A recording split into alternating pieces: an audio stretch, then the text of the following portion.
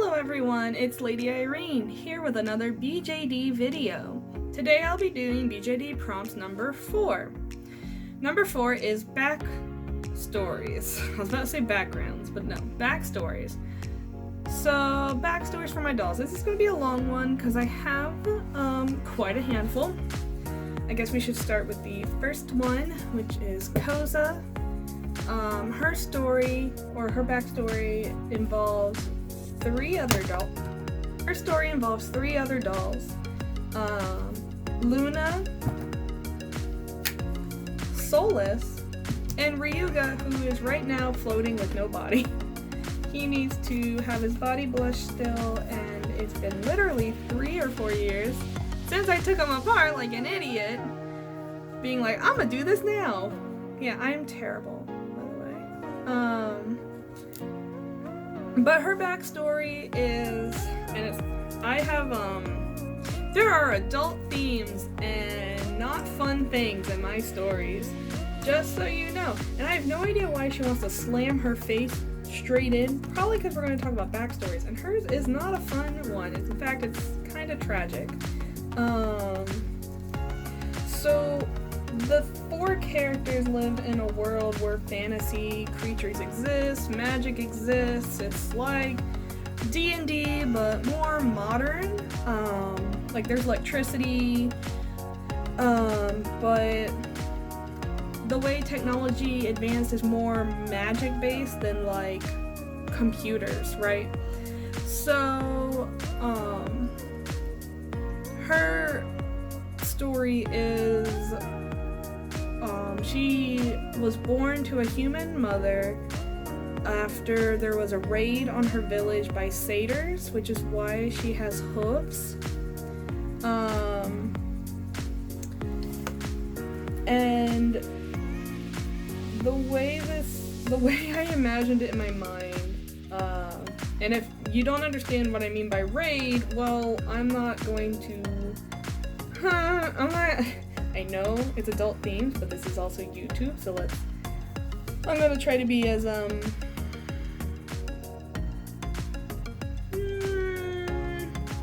not as much as you, like, blunt. I'm not gonna be blunt about it, in case someone's watching this and they're just like, why? Because tragedy builds character, and yada yada yada. Not everyone has a tragic backstory. There are just some mythical creatures that are, more terrible than others. Moving on. Anyway, so she was born in a human village, obviously being like a stain on their village, for being the real mythical term is a fawn, because it's the female version, I think, as far as I know and understand. But, you know, her mom loved her very much, but she couldn't protect her from the villagers as much as she wished. Like, you know how people be bullying. So eventually she left just to give her mom peace because her mother was also getting grief about it. And on the way, like, just, you know, getting out in the world and just trying to figure out where to go where she wouldn't be judged for her existence. Oh my goodness, girl. Can we not? No, we have to. We have to face plant. She really likes the table. Maybe she's just sleepy. It's pretty late, y'all. It's like 2 in the morning. So anyways, on her travel she meets Ryuga, which is a small child dragon. And he ran away from home for reasons I am still working on. It's also family reasons, except his family wasn't as nice as Koza's mom. Anyway, this is the mood. This is the current mood we're in today, aren't we?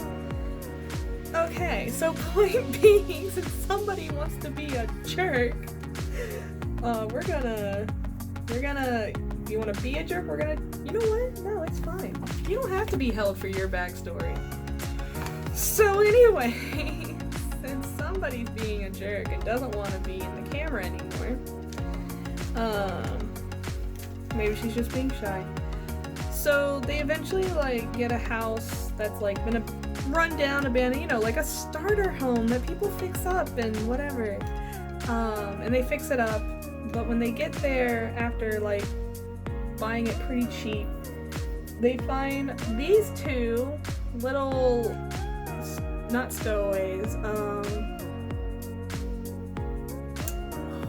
man, I forgot the word when people sit in the houses. Squatters! So, they come in and see these squatters, and they're just trying to keep shelter from being homeless. And Poza's actually pretty motherly, so she just takes them in, and they all just live together and try to survive by like growing vegetables in the woods. They're all like a fan of misfits and outcasts from like human society, because humans have beef with fantasy creatures, and they're all fantasy creatures. So Luna, Solus, Poza, who doesn't want to stand. Sorry, I'm getting sassy with my dolls now. And Ryuga, the dragon child. Ryuga is older than these two, but not by much. He's just a couple years older. And that's their story, right now. Now, moving on to the next story.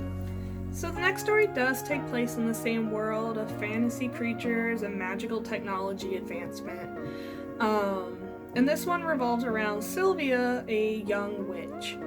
And when I say witch, I'm talking in the sense of true witchcraft. So, and if you want a good representation, or rather, you know how like there's fake witch stuff, which is like oil and toil and yada yada yada, and then the sexy witch outfit, Halloween costumes. But like, believe it or not, the closest representation in popular media for witchcraft is Bayonetta, because witches take pride in their bodies, and their body is a source of power and magic. And of course being attuned to nature and all that other stuff. And that goes along with paganism. But point being is she's a young witch who doesn't have the confidence in her body as all the other witches do. So she's very shy, she's a little bit conservative with how she dresses and how she approaches things, like, so she's not like a prude, but you know, she's not confident in her abilities nor her body, which her power comes from, because, you know, that's how witches work. So, but she practices day and night to be a really good witch to make her family proud, because, you know, it's a magical family. So, and her family, particularly works in summoning things. And that could be items, people, whatever. Demons. We'll get to that. Spoilers. So anyways, while she's practicing her summoning circles, she somehow gets something wrong and ends up summoning 2 demons. And I know these demons don't look very impressive, but I'm still working on that. So she summons 2 demon siblings, actually. At the time, Luca is in their male body, because Luca can change bodies based on their victim's preference, because they come from a line, or rather, they are a sex demon, so like incubus or succubus, but they can change their body to go to the preference of their victims, so they can get the most energy out of their victims, or the most life force. And then Lucille, which is this one, she's actually next in line for the throne of the realm she's from. Wow, it's almost like this is an anime or something. It's like an over-the-top written story. Guess what, guys? I like anime, so stupid story writing is my jam.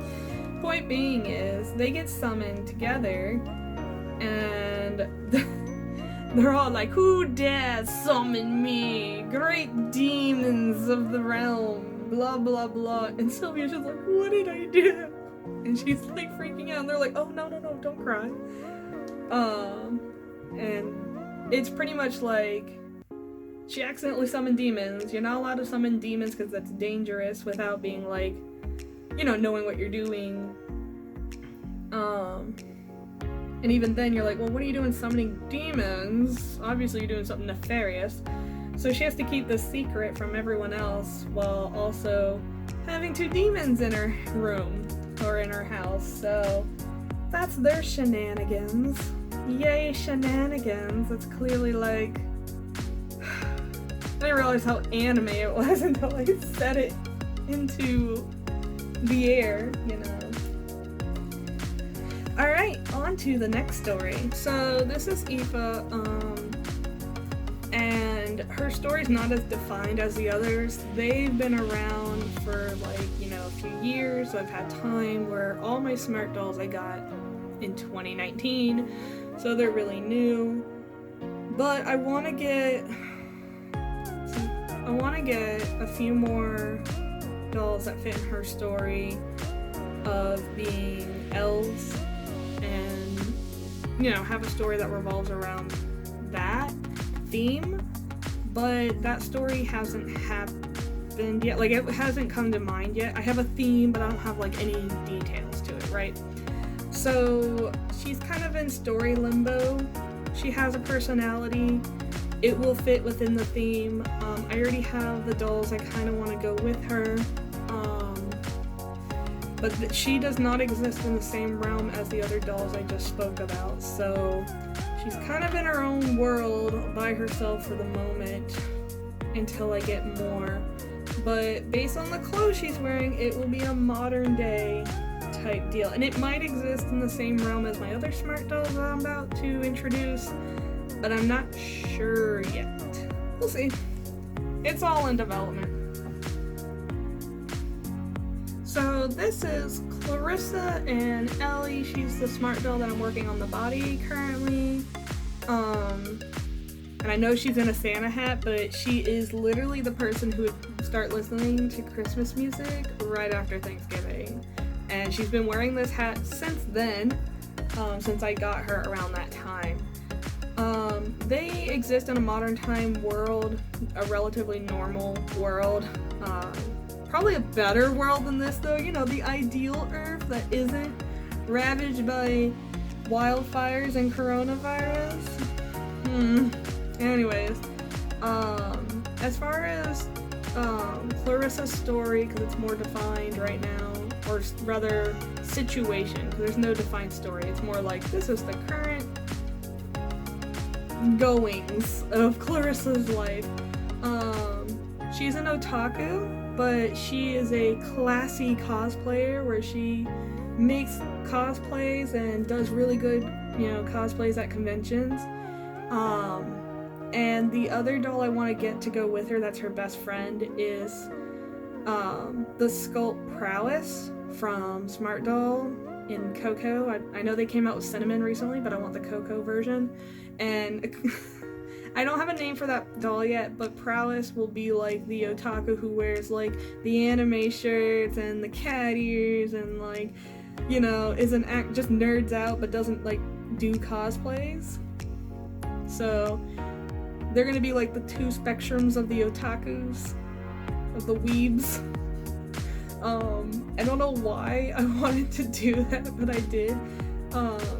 If you look up Prowess on Smart Doll, she's got the whiskers going on, and I wanted to go with that theme of she's just I eat ramen and know all the songs, and I have cat ears, and just go with the otaku weeb trash, because they're really pretty, but they're weeb trash just like me. So it was just I need some reality going on next to this fantasy stuff. And so this is my anniversary Mirai Ellie, and I I'm gonna put her in the same realm as Clarissa and eventually Prowess when I get her.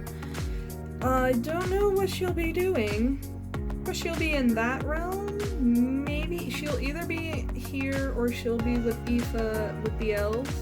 I haven't decided yet.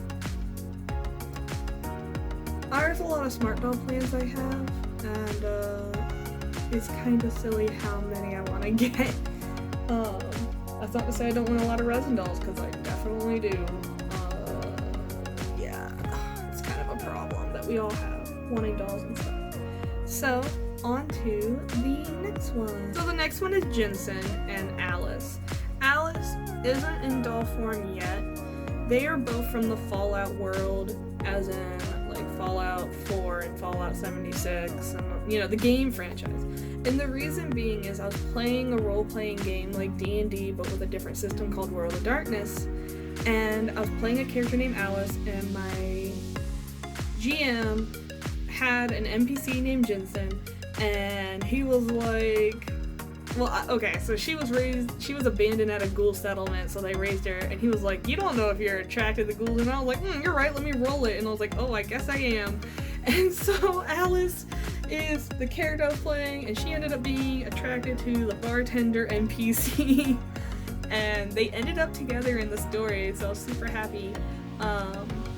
And so the reason why I wanted to make her a doll to have as a character that I absolutely already adore. I love that character. That character was great. She used 2 power fists at the same time. It was amazing. This character, fantastic. She got a power fist by getting into a fight with someone who wore barbed wire on their fist, and when they were about to go down, I somehow rolled the best number ever, and she was like, no, I'm still up. And literally taking barbed wire to the face. This is a character who is tough as nails but loves wearing sundresses. And this is her boyfriend, the ghoul. If you don't know Fallout, you're missing out. But that being said, I have planned to buy Alice as a smart doll entropy because that's part of the semi-real line. And it was either that or Alice, the ring doll Alice that came out recently. And I do like that one too. But when it comes to the larger scale dolls, I'm avoiding resin because it's so heavy, so it makes it really hard to pose and carry around. Where the smart dolls, I can lift with one hand by the leg and they keep their pose. So it's the reason why in the 1/3 and higher scales, I'm avoiding resin. Keeping him because clearly fantastic. The only thing is, Alice loses an arm in the story. I don't know how I'm gonna portray that. It'll be an interesting mod. I'll probably ask for a torso because it gets ripped up from the shoulder. And I'll probably ask for a torso that still has the nubs in it, and then somehow form something. I don't know. If y'all want to know more about Alice, man, let's just say she gets her arm ripped off twice, and it's the same arm. That's a story to tell. So if you want to know more about that, or more about any of these characters, I will go more in depth. But it also means I'll have to develop some of them. And I'll also take, for the ones that are more in story limbo, I will take suggestions like, what if they went to college? Whoa! College! And I'm like, who has time during college? Who has time during anything? Once you hit adulthood, everything sucks. Because everything takes time. Anyway, I'm going to start rambling if I don't end this video, because that's just what I do.